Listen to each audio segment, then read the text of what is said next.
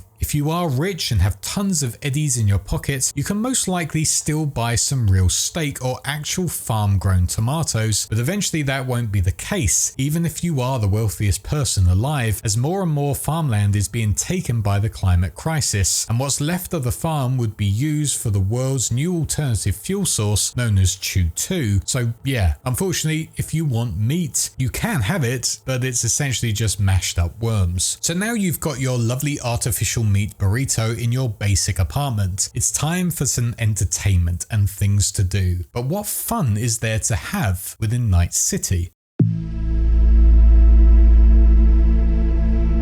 Luckily for you, Night City is packed full of things to see and do, so you won't be short of activities when you want a night out or day out when you're not working, which we will have to explore in a bit. Night City is host to hundreds, if not thousands, of nightclubs and bars and other things, and a few of them are extremely welcoming to new faces. If you really want to see all of them, however, you will definitely have to be brave in case things got tricky inside them, as quite a lot of these bars are owned by a gang of some sort, or have links with corporations, or just know a lot of mercs that will take you out in a dark alley if they don't like the look of you. But if you do get accepted into the nightlife of Night City, you can experience the best clubs, brothels, brain dance clubs, and for the cultured individuals, some amazing museums and movie houses. But say you aren't the go out and have fun type, say you like to sit at home with a nice fedora scrolling online, well, you lucky gentlemen and some ladies are able to consume everything you ever wished for, from videos to BDs magazines, and even scream sheets, which are essentially 21st century newspapers. You will be able to do it all and never have to even leave your small apartment, which ultimately is exactly what the mega corporations strive for. They want you to consume, consume, consume, and never really do anything else. It's the perfect society for them. When it comes to keeping up to date with what's going on in the vast metropolis, you will be allowed to keep up to date with two news sources, the stuff from N54 News and WNS. These two control everything that is put out there, working hand in hand with all of the mega corporations to make sure the right message is put across. There are other news channels and stations out there, but they all buy packaged content from these two news powerhouses, occasionally merging it with their smaller news stories to make it seem unique. This news is easily accessible everywhere you want to find it thanks to CityNet, and can be accessed on your data term or your holophone, but don't expect anything fun. These are news articles about the horrors and lovely events going on in the city. This isn't meant to entertain you, only to inform you. So because of that, they are just big selections of text with a few images to help you picture it all. It did once used to be bold and vibrant and fun, where everyone could share their videos, audio and text on whatever they wanted in what was called the data pool. But gone are those days, as after the major data crash led by Raish Bartmoss in the 2020s, Netwatch has taken full control of the CityNet and have left everyone with just the net the way it is now, filled with large sites of just simple text and a few images. Because of this, if you want to watch vids as part of your entertainment at home, you are once again limited to the two stations of N54 and WNS, who also own all of the airwaves and the cable lines in the city. Most of what these channels put out is the same type of thing, reality dramas, talk shows, but the biggest hit you'll want to immerse yourself in if you are to be part of this city is the current hit of Watson Hall. But have no fear, if that isn't your thing, radio is a major hit with almost everyone, housing 14 different stations with a wide variety of music from rap to hardcore metal. This is accessible pretty much everywhere, from walking down the street with a personal radio to in your car linking to the same station, and even when you're riding the subway. Whilst I shouldn't tell you this in this guide on how to survive Night City, as it might draw the wrong attention, pirate radio and TV stations do also broadcast in the city from time to time. These put on anything they can, from old N54 and WNS shows that were long forgotten, as well as propaganda-filled speeches encouraging everyone to stand up and rebel against the status quo, which gives people a nice break from the regular corporate shows that are on repeat all of the time. But just don't get caught watching them, or you'll feel the full force of the media elite. And whilst we are on the subject of dodgy forms of entertainment, bootleg and X-rated brain dances as well as drugs are the biggest forms of entertainment for people in the city, as they allow the users to keep staring at their screens, experiencing things they might never get to in their life, whilst also high off their minds. It's the perfect combination for when you have absolutely nothing to do all day. Let's be honest, brain dances are incredibly cool. You can experience anything possible, from diving under a clean ocean and seeing the many sea creatures that were once alive, take a trip to the moon without having to pay the fees to get up there, and maybe best of all, going outside and touching some real grass. BDs are honestly fantastic, and if you were to survive this city, they are the best thing to fight off the boredom of a free day, or a day that has really bad weather. If you do need to venture outside that dreaded place to buy something for yourself or something, then there are countless markets all over selling a wide variety of things, from clothing to brain dances, sushi bars, you name it. There's probably a market stall or shop for it. You can order from your data term and just pay for delivery charges. However, most don't like to risk the delivery or spend money on it, so will opt to go and pick it up from the store themselves, or in the worst case scenario, go down and just steal it from themselves. All Foods is your best place to shop for all things food, as it provides you with all of those tasty worm products. With all this said, not everything can be purchased just like that. A lot of items nowadays are few and far between, either due to limited supply or just high demand for it. Or it can even be that that thing is now illegal and cannot be got easily. If this were to be the case for you, you don't really have many options. You just gotta hope it appears on a shelf, unless you have the contacts on the black market that can pull some strings for you. But that means making a lot of connections. In the end, you can buy most things in Night City, from guns, which are essential, luxury clothes, brain dances, food and vehicles such as a standard or sports car, even ones with mounting guns, as well as flying vehicles known as AVs, which are fantastic for those wanting to to avoid the traffic and get a nice view of the city when venturing around in it, being treated to a lovely glass of champagne whilst on this trip. Then again, with all things luxury, it'll come at a hefty price, and most of the time AVs are only owned by those very high up in the corporate scene. If you are lucky enough to ride within one, enjoy it while it lasts. For those who can't afford to buy a lovely car from the local dealer, then have no fear. You will most likely have legs and can just walk around this giant city. Or if that doesn't sound appealing to you, the metro system run by NCART that was set up again within 2068 is perfect from getting to point A to B and sometimes even C. However, let's be honest, they aren't the most scenic of vehicles and you'll have to be on guard at all times, because one thing you should know is that the reason NCART was shut down originally was because it was subject to a series of poison gas attacks within the subways. But I wouldn't worry about that. It's now under the ownership of Night Corp, so that'll probably not happen again,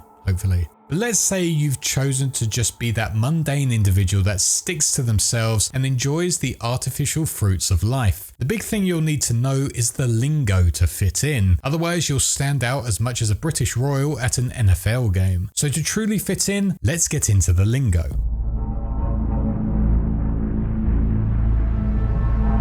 Most of Night City's lingo is pretty standard street slang, but as I say, if you don't speak it or understand it, you'll basically be a target. Starting with Booster, this is a type of drug that enhances physical and mental performance, perfect for those working in a corporate office. Borg is someone who has undergone full body conversion, or FBC, as they were going to implant their brain and other biological bits into a fully cybernetic body. One example of this is Night City legend Adam Smasher. Braindance we did explore earlier, but essentially it allows the user to experience another person's recorded memories, including their emotions and physical reactions. These can be anything, but XBDs focus more on the dark side of humanity, looking at things like death and X-rated activities. These, believe it or not, are completely illegal. Chipping in isn't just a samurai song, it actually means implanting cyberware for the first time, but that said, it was coined from this song's title. Choom is a phrase for friend or family member, which is shortened from Chumba, which is shortened from Chumbata, which was Neo-African slang for friend. Chrome is basically another word for cyberware, even if it isn't made of metal. Cyberdeck is a device used by netrunners to connect their brain to a computer system. Delta means to leave the location quickly. Eddies is slang for Eurodollars, the chosen currency of Night City. Ennies, on the other hand, is essentially the same, but it just means a small amount of money. The edge is the fringe of society outside of the borders of the legal. Flatline is another word for someone dying or being dead. Edgerunner is a street mercenary, someone who chooses to live outside of society's normal bounds. Flick means to send something, usually digitally. Ganic is another word for organic, which references someone who doesn't have any cyberware at all, such as the Ripperdoc Victor Vector. Ghost means leaving someone's presence, vanishing from their life, and working hand in hand with the phrase get lost. Gonk is simply someone that is stupid or a fool. Handle is a name someone is known by on the streets, like V for example. Holo is short for holophone, used for visual and voice-based communications. Hustle is hired muscle, usually employed for guard duties or illegal jobs. Ice is a program designed to attack, eject, or kill a netrunner who intrudes into a system. Input-output is, funnily enough, a phrase for a short-term love interest or hookup. Joy Toy is a sex worker. High Rider is someone wwho lives or spends most of their time in space. Klep is to steal in reference to kleptomania. Mainline is a term for your partner when in a long, serious romantic and/or sexual relationship. Meat means flesh and refers again to those that are more organic in build. Netrunner is someone who plugs their brain directly into computer systems, allowing them to hack at high speeds. Neuroport is something most people will have to get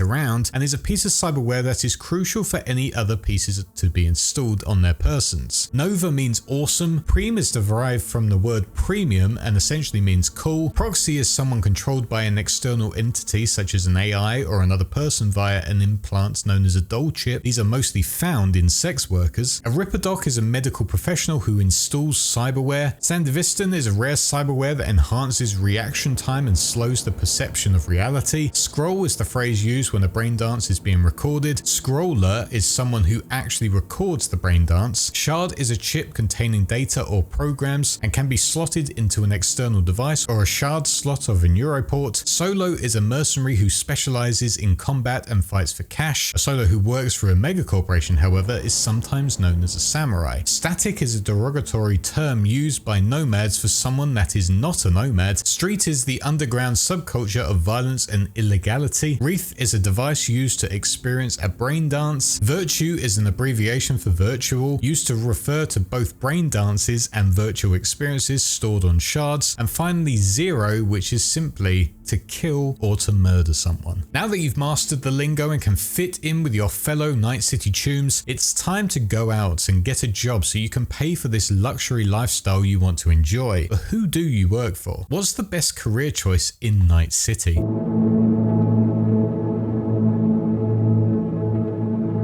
Unfortunately, there aren't many luxury choices of where you can go to work or anything. Most of the people within Night City have to just accept that the mega corporations are the ones running the show and paying the good eddies to allow you to live in the place that you want to, as well as other benefits you might not be able to get in other forms of work, such as health insurance, allocated holidays, and discounts on the corporation's products. As mentioned earlier, Arroyo is where you can get most of your work. You are treated with a nice corporate home if you are to work in this construction area, and you get to experience all of the bars and entertainment that are located in that suburb. But the corporations you'll realistically be working for are Arasaka or Militech, two manufacturers that focus on military technology and pushing those who invest in them into a new era. Obviously, working for either of these would put you into your own little faction, which would define who you are. If you work for Militech, you'd be pledging allegiance to the NUSA and what they stand for, even if it's a small job, which might put you at odds against anyone else working in Night City. Or if you side with Arasaka, you will be putting your trust into the massive Japanese powerhouse who are still seen with some uncertainty, especially those who remember the Fourth Corporate War. Either way, working for these megacorps will certainly pay you well in eddies, but your stress levels will be off the scale most of the time as the workloads are incredibly high. But if making a name for yourself in the corporate scene and having a nice corporate home means everything to you, then working for these two are the goal for most in Night City. Biotechnica are seen as the good guys to many people, and a company heavily praised mainly because they are responsible for the food you eat, but also because they have been responsible for bringing back some extinct animals back into the world by venturing into their cloning technology. Working for them would be seen as a positive as their PR is certainly much better than the others. However, behind closed doors, a lot of controversial things happen here. So whilst you work for them, you might have to keep your mouth shut on what you see and hear, and on top of that, you might have to watch out for terrorist attacks from activists who don't like what this corporation is doing with its farmland and how it keeps acquiring more of it. There are other mega corporations to work for as well, such as Kang Tao, Karoshi Optical, Night Corp, and Zeta Tech. However, you'd have to make sure you had the experience and skills for these corporations to take you seriously. I mean, going back to Arasaka, they have an academy which brings in the new generation of workers from the line of Arasaka families already there. So realistically, they don't need to do any big hiring as most signed up from birth essentially. Because of this, your best hope is to try and find a local club to work in that will accept you for who you are, setting up your own market stall, selling whatever you can get your hands on, join the NCPD to help them fight the good fight, or create your own path by becoming a merc, doing gigs all over the city and earning so many eddies that you can live wherever you like and become a legend spoken about all over. The problem is, you'd have to be heavily trained in the art of shooting, stealth, speech, hacking, melee weapons, as well as chroming yourself up to be able to handle the mass amount of different gangs located from all over the city, such as the heavily modified gang of Maelstrom who would rip you to shreds if you even look at them funny, or the scavs who will operate on your body to grab any cyberware you house, as well as the animals who are also heavily modified to be like animals they resonate with, like someone who has the strength of an ape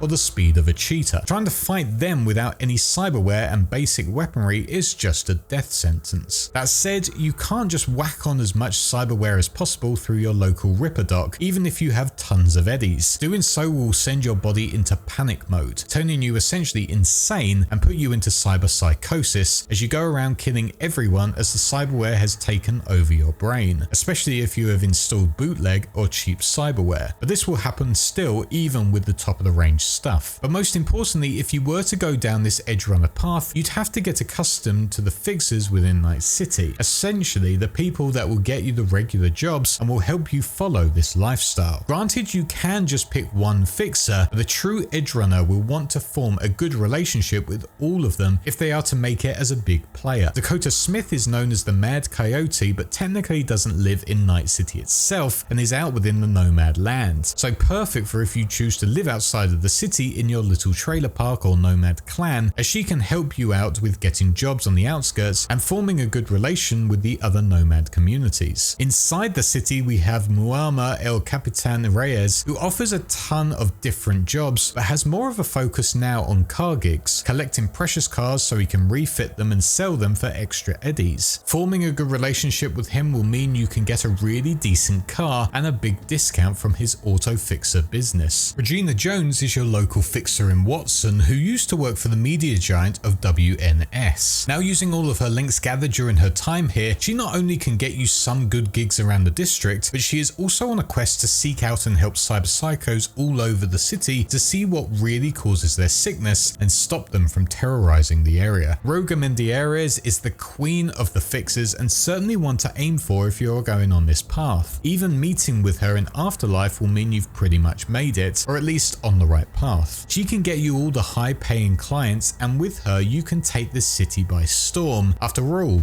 she is a Night City legend, and friends like her mean you are living on cloud 9. Not the club, just the phrase. Sebastian Padre Ibarra used to be a priest before he decided to become a fixer to earn more caps in his community. Based in Hayward, forming a good relationship with him will certainly up your street cred and form a good experience with the Valentino gang. On the other side is Wakako Okada, who is known as the Lady of Westbrook. Wakako is renowned throughout all of this district as she locates herself on Jig Jig Street, striking fear into anyone there, and is in command of the Tiger Claws as well. Siding with her would mean yet another powerful friend. There's also Dino Dinovic, a rocker boy who once played for a band named the Glory Hole Bandits. Here Dino places himself in the heart of the city centre within a rockers bar where Johnny Silverhand's band of Samurai once played. For good corporate gigs, Dino is your go-to as he has teamed up closely with Hanako Arasaka, who has given him a ton of contacts to use when the need arises for some gigs. The only other fixer is someone that you really wouldn't want to meet, or if you did meet him, you better hope that you had prepared for what he offers. That is Wade Blecker, also known as Mr. Hands, who bases himself within Pacifica. That said, unless you are truly special, you will never meet him face to face. But if you do prove yourself, he will provide you with some high-paying gigs in the heart of Pacifica, and maybe if you do enough, he will reward you handsomely. But if you have decided this extremely dangerous life is the path for you despite your lack of training in many things, it's more likely than not that you will go through some smaller fixes in your travels before you can even think of meeting Rogue, Wakako, or even Dakota. This more often than not will bring you to some fixers that are way out of their depths and will plan such poor gigs that you will be killed in the process due to lack of intel. You personally would have to be good at thinking on the spot and how you take on these problems and try and stay alive in the hope that this suicidal gig will get you some good street cred. But it could also destroy your reputation in the process as the fixer blames it on you to save face. Or worse of all, you die and all of this was for nothing. And speaking of dying, if you were to be in a firefight, be that by trying to become an edge runner and making a name for yourself in this manic city, or be that just walking down the street and a gang war suddenly kicks off, who is there to help you?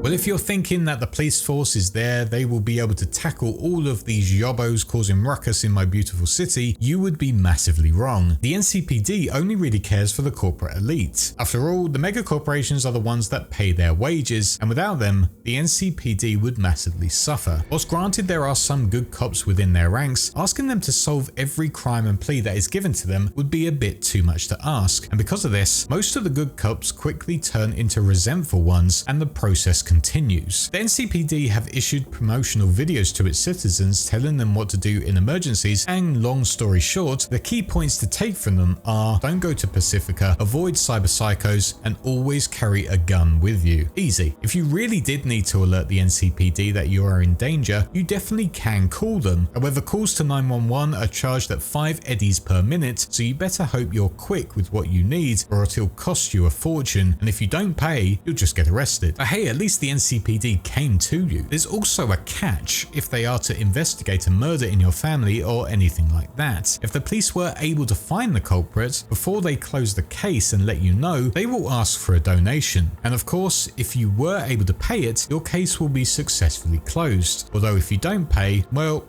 Mama Murphy's killer will never be known. Essentially, if you want the NCPD to help, you better have a lot of money in your bank, or you better be incredibly influential, otherwise the NCPD will not help you. And if you are in trouble in Pacifica, tough. The NCPD don't want to know at all. If you are shot and need immediate help, you can call the Corporation of Trauma Team, but you better set yourself up as a subscribing customer or you won't be acknowledged at all. Essentially, you'll need to be a Platinum member for them to really take notice. If you're anything less than this package, then they will show up, but it might be too late. With Platinum, however, they'll be there within 3 minutes and will do everything they can to save your life. If you can't afford that though, what is there for you? Are you just going to lie there and die wishing you had paid that ridiculous fee just so someone can save you from a rogue bullet? Well, luckily for the citizens who aren't members of Trauma Team, there is the REO Meat Wagon, which is a cut rate, no frills emergency medical service contracted by the city for cases that Trauma Team don't want to deal with. Whilst it sounds nice, the people running it don't usually show up to the hospital with the person they picked up, most of the time selling them to scav groups to harvest their cyberware. There are some good workers for the REO Meat Wagon,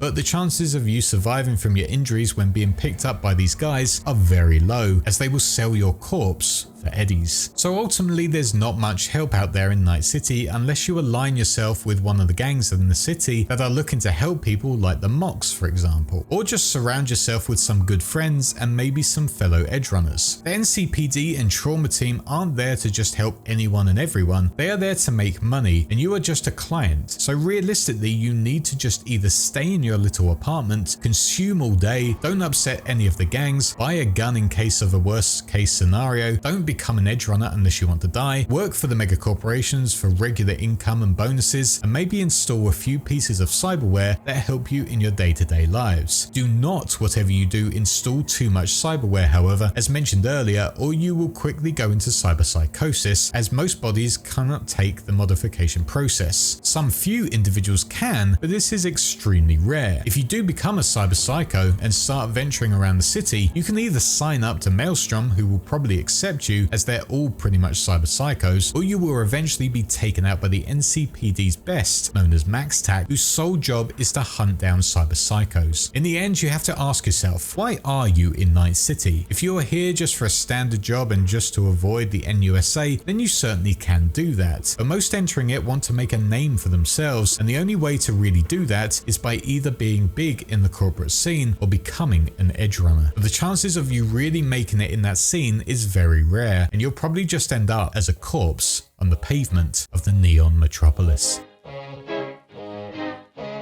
But with all of that, you are now ready to enjoy Night City and make it your home. At the end of the day, if you stick to yourself and don't be stupid, this neon city can be beautiful and can be enjoyed massively, but it's also a city of opportunity, and if you are entering it, you're entering it for a reason, and that's most likely to make a name for yourself. And if it is, then hopefully this guide will help you in your goal of becoming a Night City legend. If not, I just hope it can help you survive for 24 hours at least. But for now, that is everything within this guide. Thank you all so much for watching, and I hope you enjoyed it. Do let me know in the comments below if you think you'd be able to survive this city and how you do it. A massive thank you to my patrons who continue to support this channel and allow me to make these videos on a regular basis, including my small fishes, my big fishes, Greg and Noxfox, my YouTube channel Wise Ones, Sith Lord 906, Video Gamer 75 and RIP City, my sharks, Jason X117, Alfred Correa and Nia Park, and my megalodons, Sinus and Hazy Thoughts. Also, thanks to this video's sponsor Displate. Make sure you make the most of the discount by clicking the link below or using code WiseFish to get some awesome metal posters and help support this channel. And with that all said, thank you so much for watching, and I shall see you all in the next video. Cheers.